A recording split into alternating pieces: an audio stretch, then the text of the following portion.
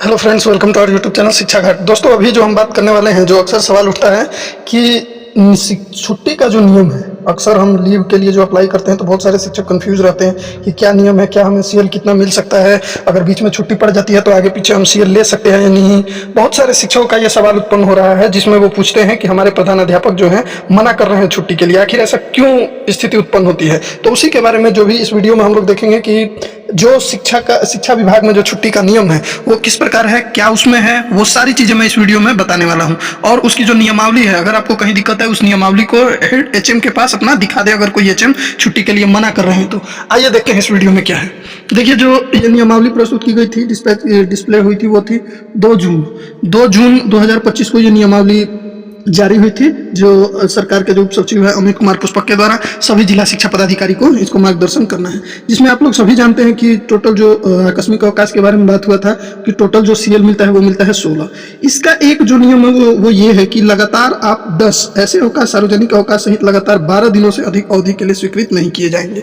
मतलब जैसे महिलाओं के लिए जो एसएल होता है वो 2 एसएल और उसके बाद लगातार आप 10 सीएल ले सकते हैं, यानी टोटल 12 छुट्टी ले सकते हैं।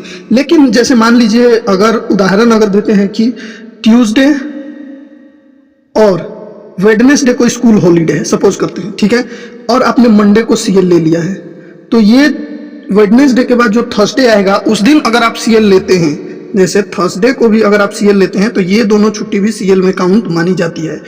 अगर आपने मंडे को नहीं लिया, मंडे को आप प्रेजेंट रहते हैं, थर्सडे को लेंगे, तब ये काउंट नहीं होगा सीएल में। इसका मतलब ये हुआ कि आपको ये करना है कि भाई छुट्टी के पहले और छुट्टी के बाद दोनों तरफ लगातार सीएल आप नहीं ले सकते हैं। छुट्टी या तो छुट्टी से पहले आप जो 1-2 सीएल लेना हो वो ले सकते हैं लगातार, या फिर छुट्टी के बाद आप सीएल लगा सकते हैं। दोनों तरफ से सीएल हो तब बीच की जो छुट्टी होती है सीएल में काउंट होती है, ये नियम है। अब उसके बाद टोटल जो हमें सीएल मिलता है 16 सीएल मिलता है।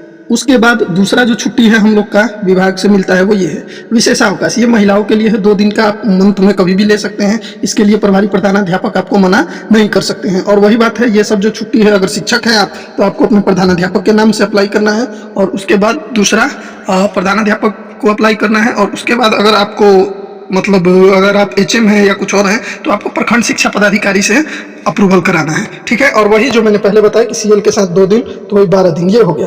दूसरा है मातृत्व अवकाश। तो बिल्कुल ये 180 दिन का होता है, लेकिन ये केवल 2 बच्चों के लिए ही होगा। ये नहीं कि आप 2 के बाद भी बच्चे, अगर मतलब तीसरे बच्चे के लिए नहीं, 1-2 बच्चे इनफ, 2 के बाद अगर आप लेना चाहें तब ये अलाउ नहीं है, और ये पेड होता है। अब क्योंकि नियम बना दिया गया है कि इस टाइम पे उनका 6 महीने का वेतन पहले क्या होता था, अलग से पेड करना होता था, लेकिन ऐसा नहीं है। अब जो है आपको वेतन लगातार करते रहना है, लेकिन ये विभाग से आपको स्वीकृति ले लेना है और उसकी रिसीविंग अपने पास रखनी है, ठीक है। नेक्स्ट है चौथी जो शिशु देखभाल अवकाश।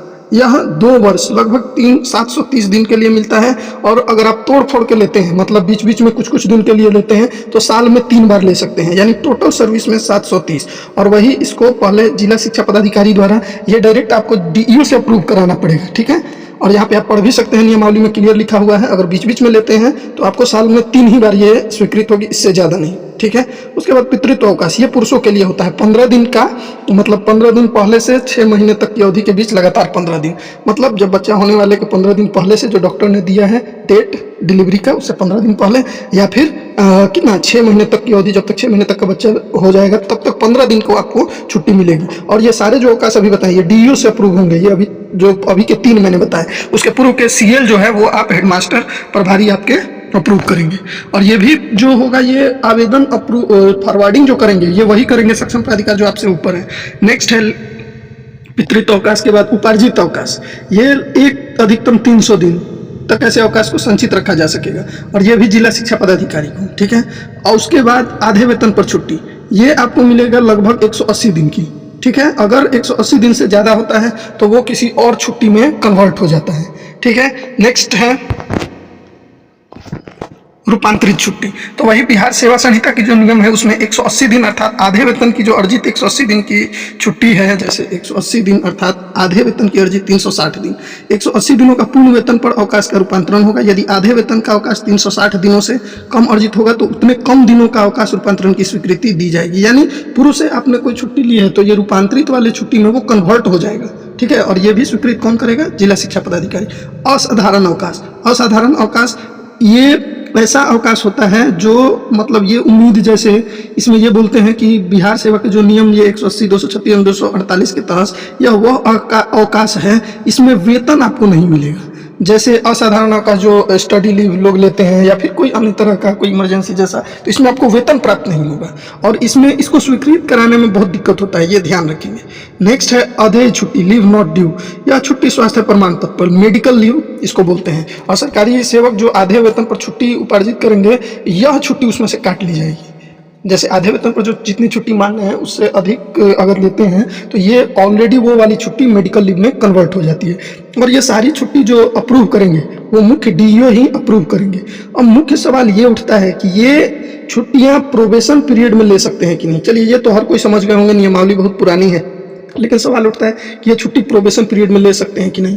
तो बहुत सारे साथियों ने प्रोबेशन पीरियड में छुट्टी लिया है और उनको कोई समस्या नहीं हुई है।